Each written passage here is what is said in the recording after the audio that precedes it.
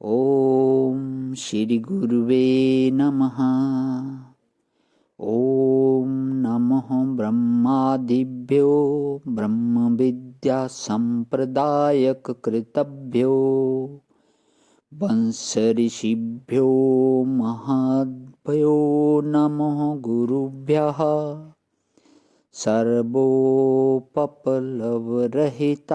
प्रज्ञानघनः प्रत्यगर्थो ब्रह्म एव अहम् अस्मि। ओम शांति शांति शांति। प्रणाम भगवान।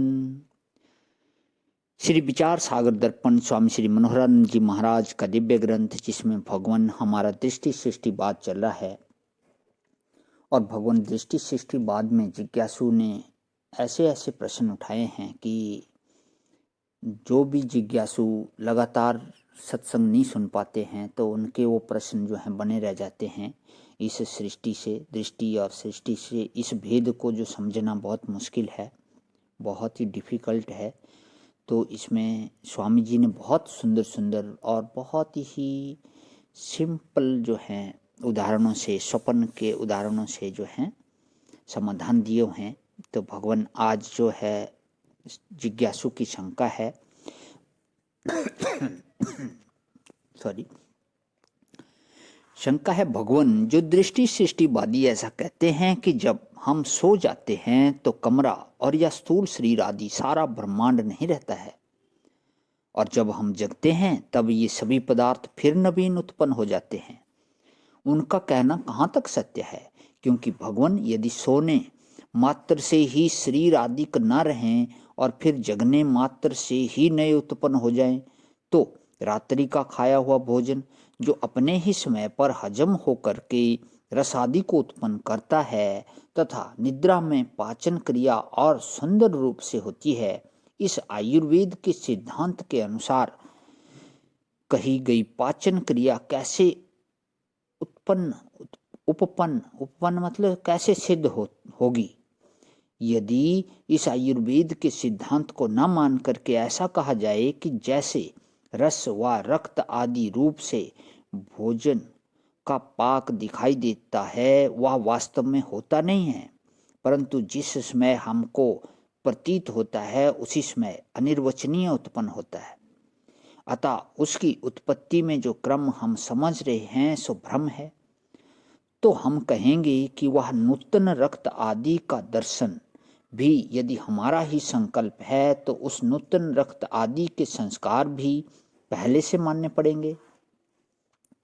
जब अवस्था ही नूतन है तो फिर उसके संस्कार कहाँ से आए?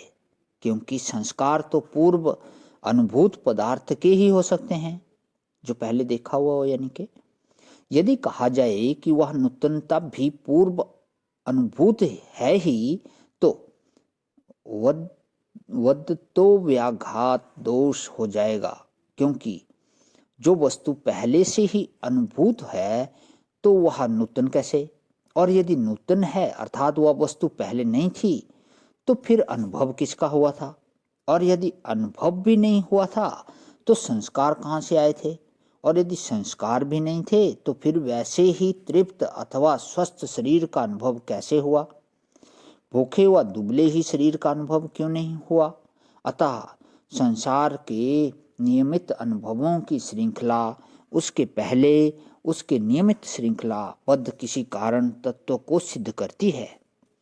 अतः यदि इस प्रतिदिन नूतनता को प्राप्त होने वाले संस्कार को केवल संकल्प मात्र मानोगे तो इसके पूर्व आरंभिक जो संस्कार भी मानने पड़ेंगे, जो से पहले के संस्कार हैं उन्हें भी मानना पड़ेगा। तो फिर उन संस्कारों को सिद्ध करने के लिए अनुभवों की परंपरा मानने से अनवस्था आदि दोष आ जाते हैं। अतः इस संसार को हमारे सोने व जगने मात्र से नष्ट व उत्पन्न होने वाला न मानकर हमसे भिन्न सर्वज्ञ सर्वशक्तिमान ईश्वर का रचा हुआ मानना चाहिए। अतः भगवान, सोने से शरीर व कमरा आदि पदार्थ समाप्त हो जाते हैं और फिर जगने पर नए उत्पन्न होते हैं, यह कथन समझ में नहीं आता। तो इसका समाधान देते हैं गुरुदेव। इसको जो है भगवान कल वाले सत्संग में लेता हूँ। आज यही विराम। ओम शांति ही शांति ही शांति ही। प्रणाम भगवान।